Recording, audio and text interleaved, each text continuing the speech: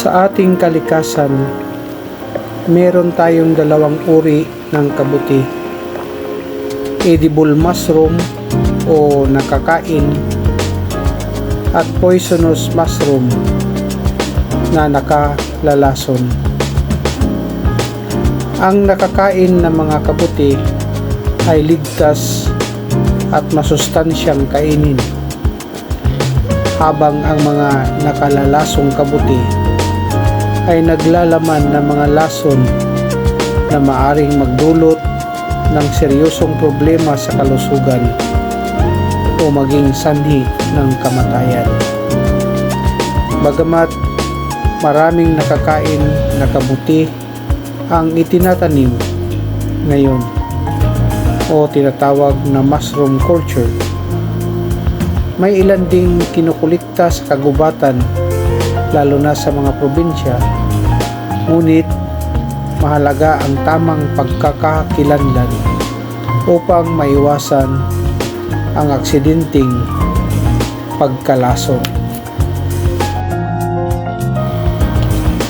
Ang button mushroom, oyster mushroom, shiitake mushroom,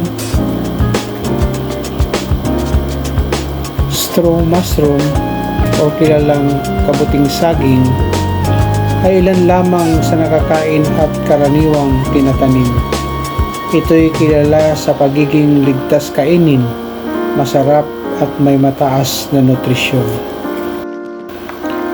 Ang death cup at deadly web cup at iba pang nakalalasong kabuti ay kadalasang may natatanging katangian gaya ng puting palikpik, palamuting singsing sa tangkay o mapupulang kulay, naglalaman ng mga lason na maaring magdulot ng sintomas tulad ng pagsusuka, guni-guni, pinsala sa ating mga bituka. Para maging ligtas sa pamimitas at pagkain ng kabuti, kailangan huwag kumain ng kabuti na hindi mo lubos at natitiyak kung ano ito. Kumonsulta sa mga eksperto sa pamimitas ng kabuti. Iwasan ang mga kabuting may puting palikpik, singsing sa tangkay. Mag-ingat sa mga kabuting nagiging dilaw o asul kapag nasugatan o nadikitan.